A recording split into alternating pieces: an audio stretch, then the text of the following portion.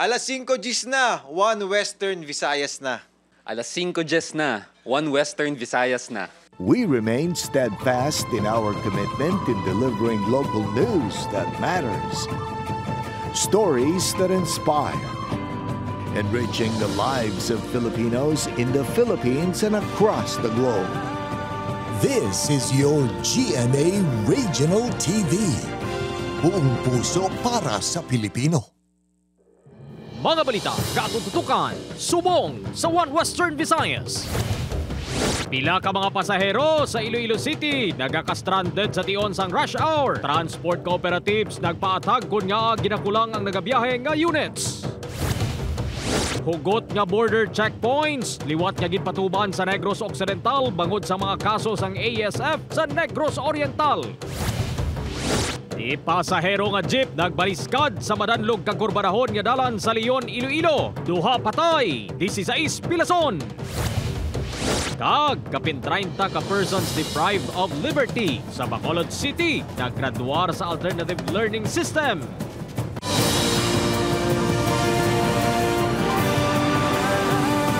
Ini ang GMA Regional TV 1 Western Visayas.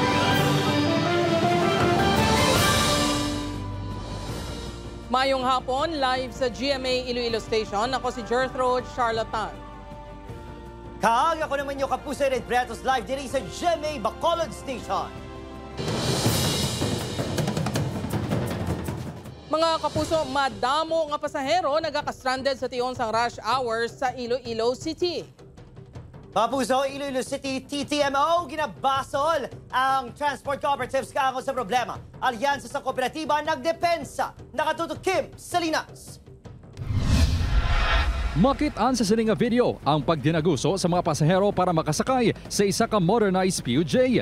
Ini ang natabo kahapon sang aga sa Barangay Ungka 2 Pavia, Iloilo.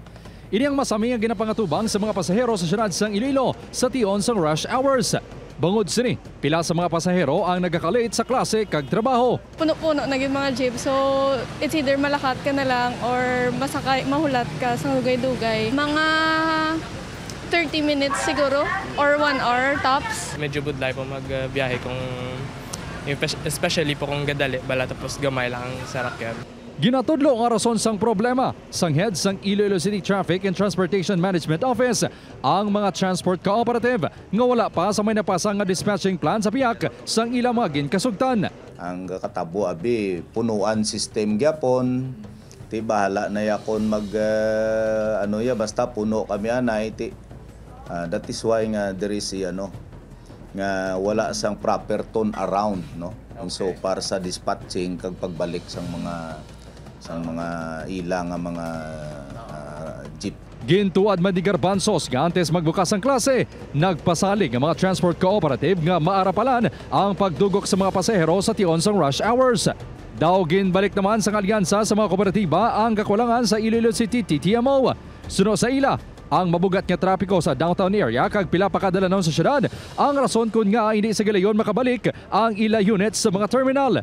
Naghinyo man ini sa mga pasahero nga tempranohon ang pagbiyahe. Because of the Monday problem naton or because of the Monday challenge naton between 7 to 8:30 mapadugang kami sang volume sang mga jeepney sa kalsada. What will happen to the rest of the week kung nagasulub lang akon nga mga jeepney dira sa kalsada? Part sang dispatching inatani nga kung amuni nga oras we know nga may slowdown sang traffic sa syudad, ang dispatching nila should also adjust. Natala na nga magasapol ang chairman sa Committee on Transportation sang Iloilo City Council sa mga transport cooperative tuhoy sa problema. Ginapreparar na sang Iloilo City TTMO ang ila assessment sa transport cooperatives. Agud ipasa si LTFRB 6 sa tuyo nga maipa-eksplikar ang mga nagasulit-sulit nga problema. Samtang sa sulod na sa pila ka adlaw, nangin mabugat naman ang lakat sang trapiko sa Ungka, Pavia kag Haro. Kabangdanan sini ang pipe-laying project sa Metro Pacific Iloilo Water. Ang kumpanya ang nagpangayo naman sang paghangop sa publiko sa amo nga sitwasyon.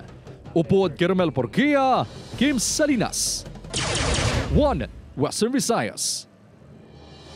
Ari balantayin mga puso, pila naman ka mga nagasagod sang baboy sa probinsya sa Negros Occidental nagkakahangawa sa posibleng liwat nga pagtuhaw sang African swine fever cases. Border control checkpoints liwat nga ginpatuman. Nakatutok, Eileen Pedreso.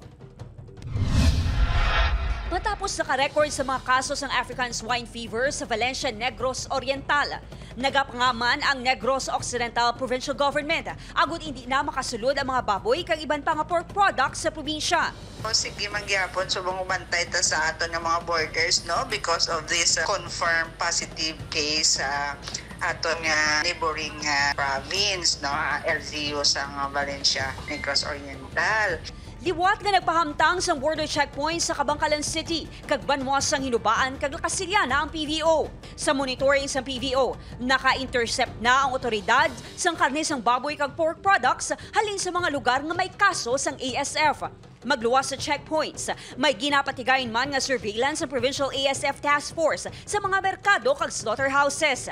Sa Talisay City, isa si Robilin sa labi nga naapektuhan sang ASF sang tinalikdan nga tuig. Subong pa lang ini amat-amat nga nagabangon sa negosyo. Gani nagakabala ka ini sang nahibaluan nga may ASF cases na sa Oriental. Baan man tapos galuyan man ang lawas mo, siyempre kay gagasto ka man mo. Mulang ginalimpyuhan ng namon permi ang mga baboy, mga maintenance lang.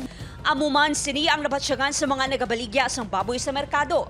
Suno sa ila, posible nga magpigado naman liwat ang baligyaanay kung magdamo ang kaso sang ASF. Problem na naman sa mga business ang tagababoy.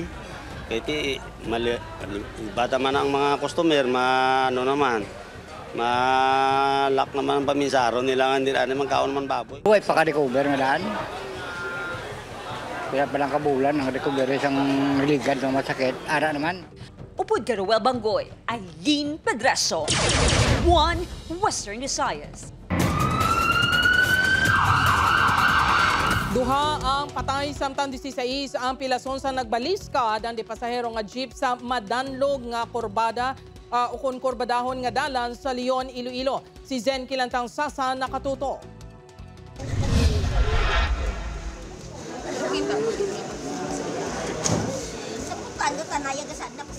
Husto na lang nga maghilibion ang mga himata sang magtiyo nga Sunday Arvin, 14 anyos, kag Princess, 5 katuig matapos ang mga ini ang gindeklara nga napatay sa aksidente. Ang duha ang lakip sa mga pasahero sang jeep nga naaksidente sa Barangay Kagay, Leon, Iloilo kainas ang aga. Daw hindi mabato ni Nanay Pasensya ang nadangtan sang iya 14 anyos nga agot nga si Arvin, kag 5 katuig nga apo nga si Princess lunsay mga estudyante. Damo ko ni uniform kina, diyan ko na uniform ko.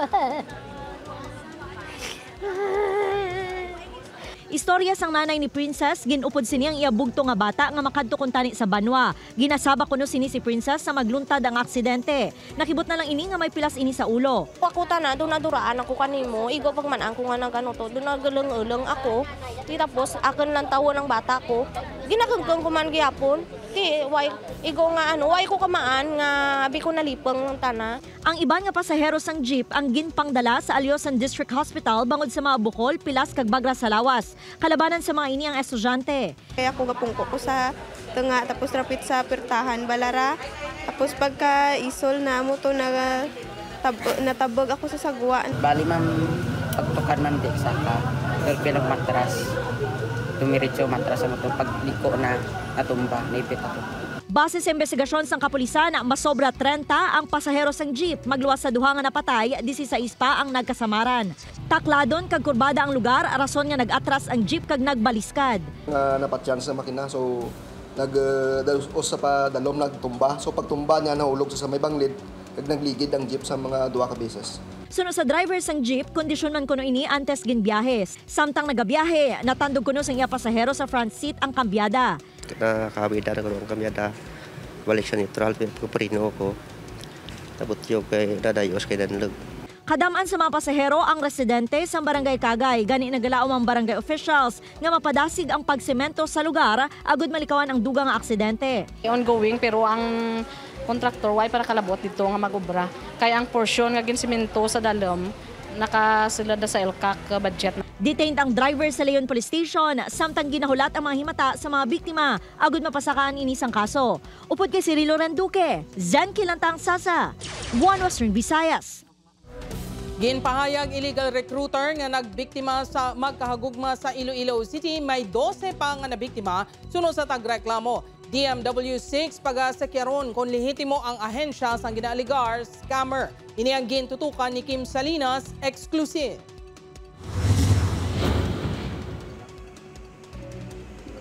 Kaangay nga modos kag pasalig. Ini ang gintuan ni Elias Toto, ang isa sa mga biktima sa ginapahayag pagpang-scam sa ila sang recruiter nga nagpangako nga palakton sila sang iya kahagugma sa Canada. Suno kay Elias Toto, ginbaha siya sa mga mensahe matapos ginpost sa social media ang ginapahayag illegal recruiter. Iya natukiban niya hindi lang siya kundi may 12 pa ka mga nabiktima ang ginatudlo nga scammer. Ang bako nga nag-scam kami muna nga wala pa nabalik kwarta namon. Tapos nagano man sa nga gina-process paman kuno ilang nga mumna nga palakton man sila kuno by August na ni damo na blang tao galing nga na-scam ya. Madumduman niya 180,000 pesos na nga inutangan nga kwarta ang napadala na sa pamilya ni Toto sa ginaaligar scammer. Sa karon, wala na nagasamat ang ginapahayag recruiter sa ila. Magluwa sa pagdangop sa mga tagreklamo sa NBI 6. Plano sa mga ini na magkadto sa Department of Migrant Workers 6. After which, kung hindi na siya lisensyado, we will be endorsing sa amon nga Migrant Workers Protection Bureau for possible conduct of surveillance operation. Suno sa DMW6, kung ilan na mabato ng formal nga reklamo, iga-verify nila kung lehitimo ang recruitment agency nga ginapahayag sang ginaligar scammer. Kung lehitimo, pagasakyaron sa gihapon sang DMW kung rehistradong empleyado sini ang ginareklamo nga recruiter. Magahatag man ang ahensya sang legal assistance sa tagreklamo. Nagpahanumdom ang DMW6 sa publiko nga dapat sakyaron kung ang recruitment agency ang rehistrado sa ila departamento. Siguraduhon man nga aprobado sang DMW ang job order sa obra nga ginaplayan. Sa Rehiyon 6, may masobra sin ka mga rehistradong recruitment agency. Hindi sila magbaton sang gina-offer sa ila nga gamiton ang visa nga tourist or other visas no nga hindi employment. And then yung last dapat kung ginasukot sila sa placement fee, dapat may resibo. Kagang placement fee nga gina-allowed sang under sa rules is equivalent to 1 month salary lang. Suno sa DMW6, padayon ang ilang pagpakigbato sa illegal recruitment. Lakip sa mga tikang amo ang pre-employment orientation seminar sa mga LGU kag mga bulutuan. Upod Kirmel Porquia, Kim Salinas.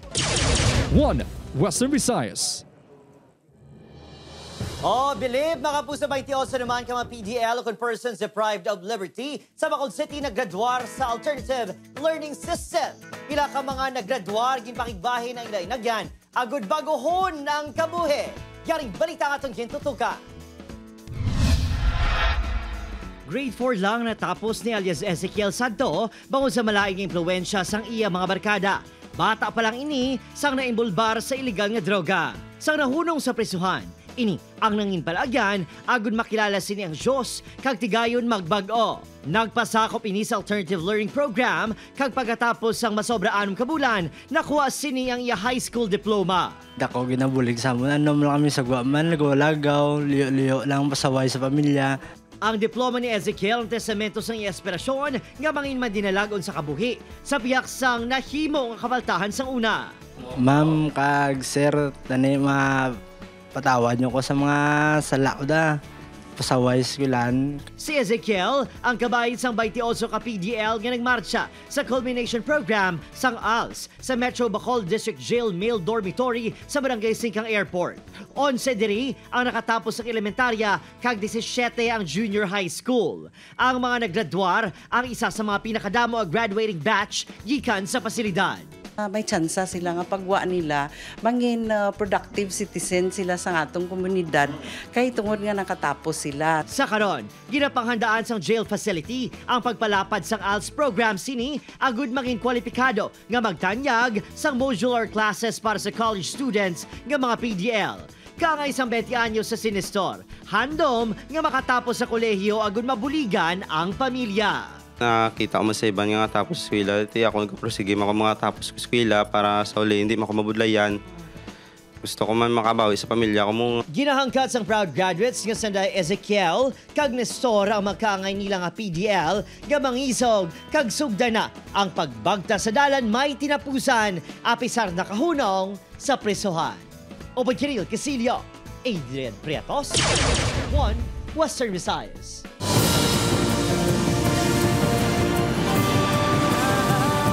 Ini ang GMA Regional TV 1 Western Visayas. Mga kapuso, malabang ang porsyon sang railing sa Iloilo River Esplanade sa Nabitasan, La Paz nagkaladula. Ginapahaya ginpangkawat. Si John Sala nakatutok live sa Barangay Nabitasan, La Paz, Iloilo City. John?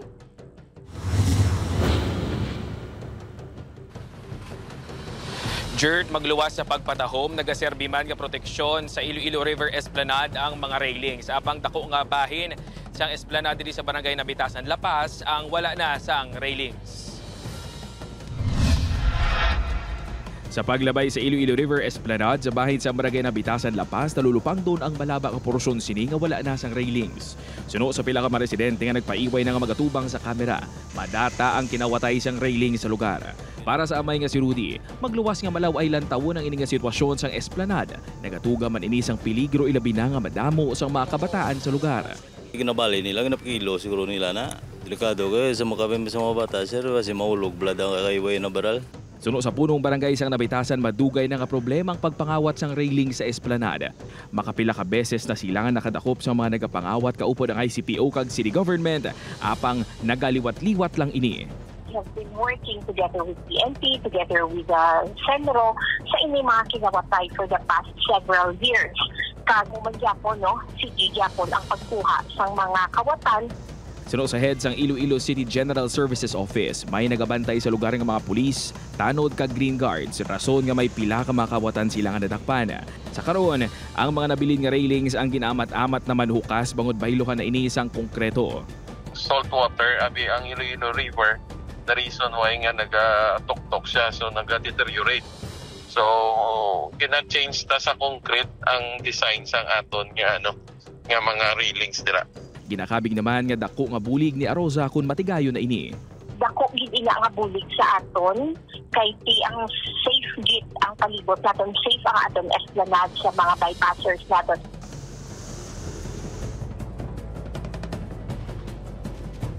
Jert, panawagan sang Barangay Council sa Nabitasan, La Paz sa residente ilabi na sa mga ginikanan nga tutukan ang ilang mga kabataan kag hindi pagpasugtan nga magpadulong sa bahin sang Esplanade kawala sang railings. Jert. Maraming nga salamat sa update, Kapuso John Sala.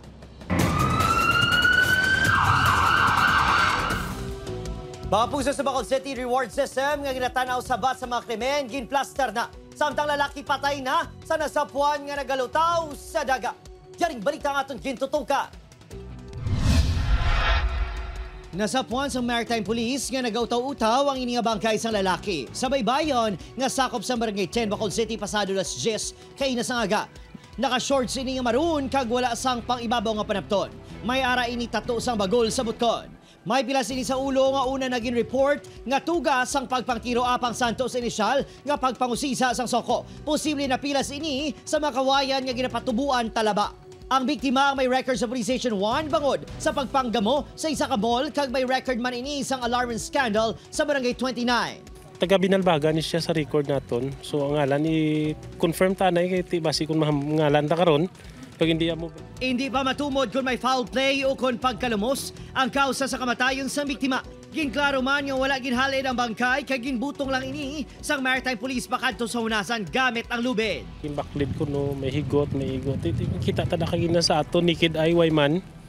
So ini mga lagom niya ni si cost ni sa mga bunggo-bunggo niya sa kawayan. Kag may mga bagiras. Samtang kasado ng reward system kay kasugtan sa Bacolod City Police kag sang alkalde. 20-50,000 pesos ang pwede mabaton sa mga informant nga makabulig sa pagsolbar sa mga krimen sa syudad. Ang reward will be given to witnesses.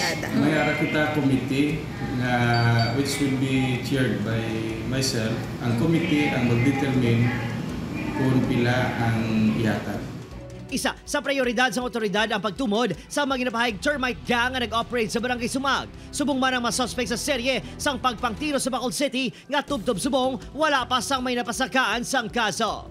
Opod, Kiril Casillo, Adrian Priatos, One Western Visayas.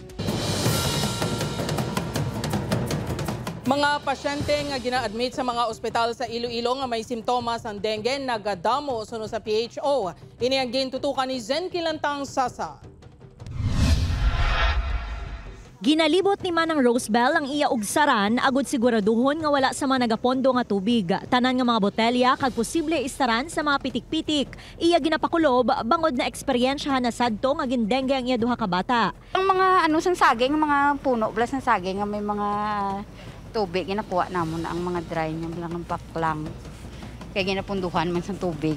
Bangod sang dugag nga ihibalo sang pumuluyo kag aktibo nga pagbantay sa warning signs ng dengue, mas nagdamo ang mga pasyente sa mga ospital sunod sa Iloilo Provincial Health Office. Sa nakaligad nga sinimana na obserbahan sang Iloilo PHO nga wala naganubo sa 200 ka mga individual ang na-confine sa mga ospital sa probinsya kada adlaw nga may signs and symptoms kag nagpositibo sa dengue test.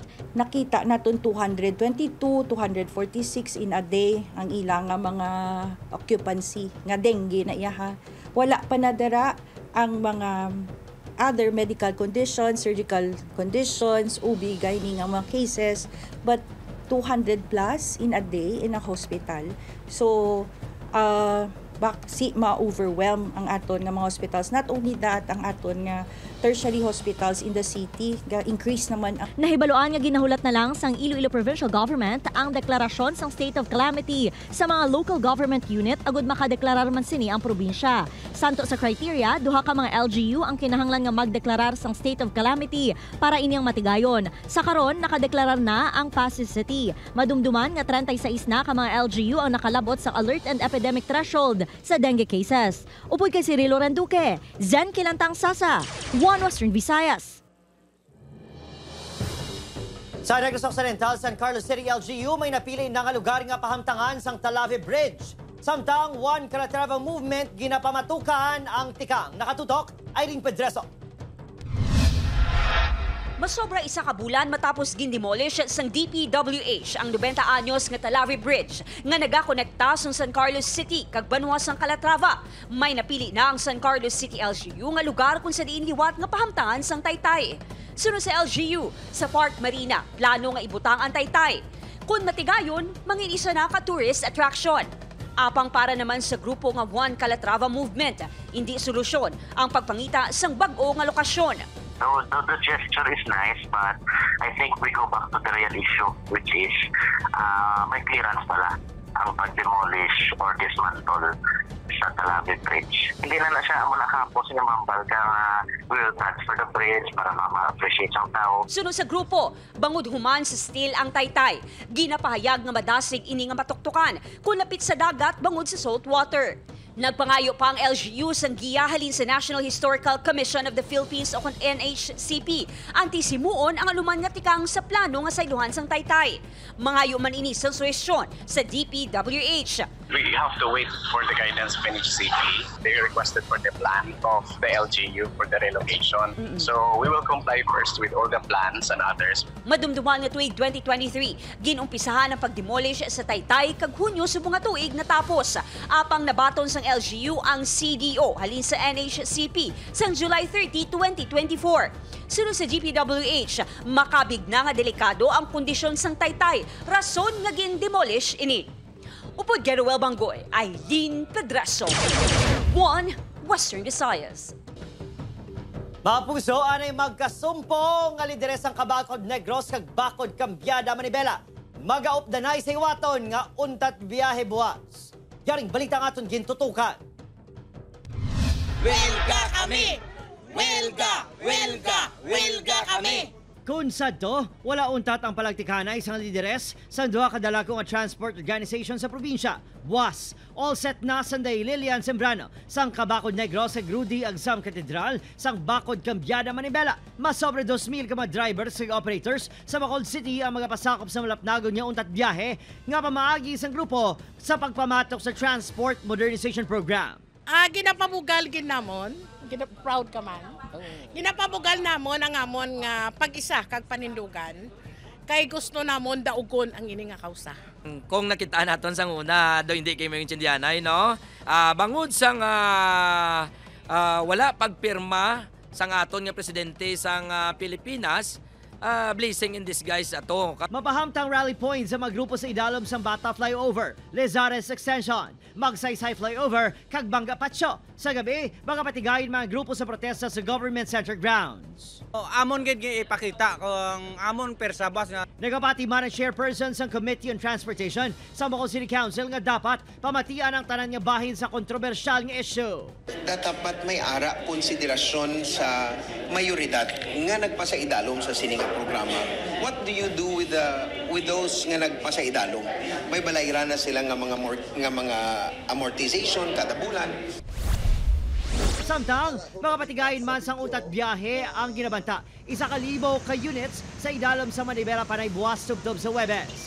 Ini ang pagpamatok man sa traditional TUJ phase-out kag Public Transport Modernization Program. Hindi matuod nga ang kooperatiba, ang programa nga PBU-PMP, TT-PMP, maayo para sa amon. Magasugod ang utat biyahe buwas sa kagahon. Takadamos ang kalayuhon nga ay diretso mo gid so ipilit mo gid. Pasensyahan ay salain ni isang presidente, mahulan man ang atong pamuluyo ipangabuhian namon ini. Wala sang may mabiyahe sa amon. Opod, Cheryl Casillo, Adrian Prietos, 1 Western Visayas.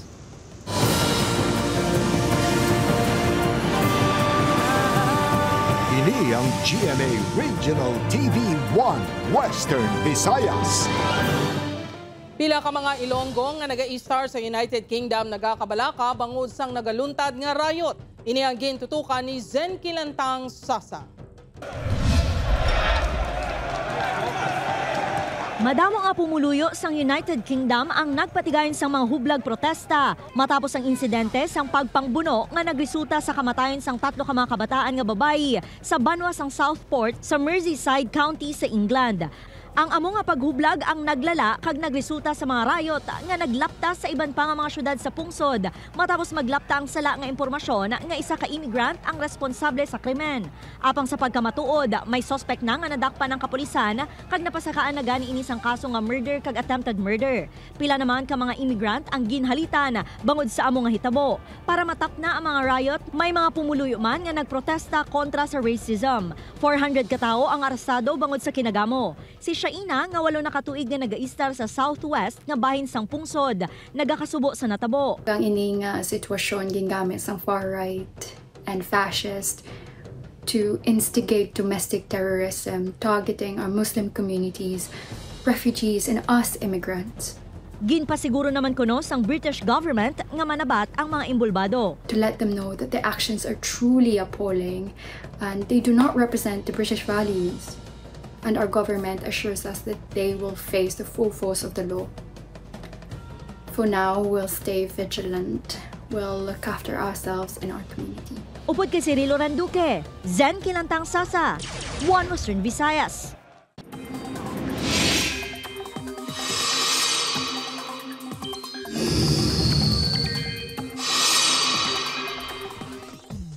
Mga puso, nagbaskog pa ang bagyo nga yara sa guwasang PARC in Philippine Area of Responsibility nga may international name nga Tropical Storm Ampil apang nagapalayo na ini sa PARC.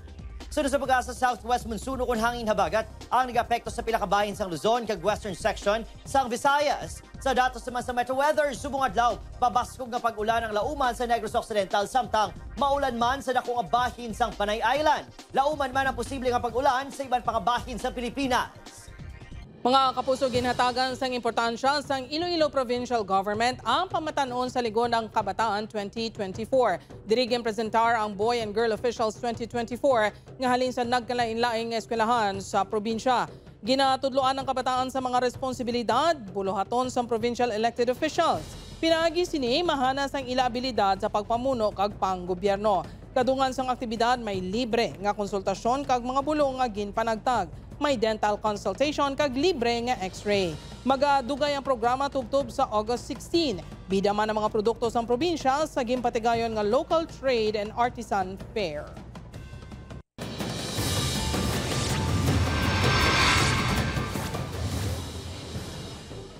29 tanan ka mga salakyan nga ginalakipan sang pick-up, sedan, multicab, mga tricycle, motorsiklo kag tricycad ang ginpang-arado sa isa ka 10-wheeler truck sa Barangay Poblacion Norte, Ibisan Capiz kay Nasangaga.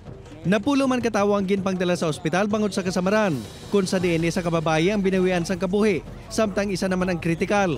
Base sa investigasyon sang Ibisan Police, nadulaan sang preno ang truck nga ginamaneho ni alias Ryan sang Carles Iloilo nga gintunaan sang aksidente. Padulong kuntani ini sa Kalibo Aklan, nagikan sa probinsya sang Iloilo. Yara na sa kustodiya sang kapulisan ang truck driver. Naglabot sa malapit 2 milyon ka pesos ang balor sa suspected shabu nga na-recover sang Iloilo Provincial Drug Enforcement Team sa drug buy-bust operation sa Barangay Bagong Bayan kag Barangay Napnapan Norte sa Tigbawan, Iloilo. Una nga nadakpan sa Barangay Bagong Bayan si alias JG, 35 anyos. Nakuhaan ini sa masobra 1.2 milyon pesos nga balor sa suspected shabu. Sa Napnapan Norte naman, arestado si alias Mike, 36 anyos nga nakuhaan sa malapit 700,000 pesos nga balor sang ilegal nga droga. Dakop man ang upod sini nga si alias Boy. Ang duha ka mga subject ang ginakabig sang kapulisan nga mga high-value individual.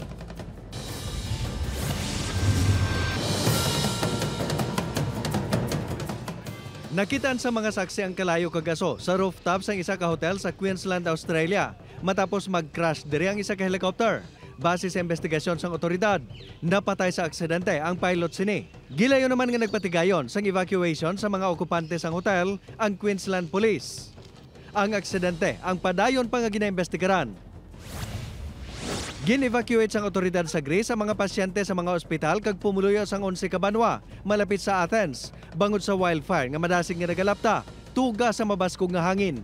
Kapin 500 naman ka mga firefighter nga suportado sang 17 ka waterbombing planes kag 15 ka helicopters ang gin-deploy malapit sa banwa sang Barnabas kung sa diin ginatudlo nga nagsugod ang sunog. Lakip sa mga ginhalitan sang kalayo ang mga kahoy, balay kag mga salakyan.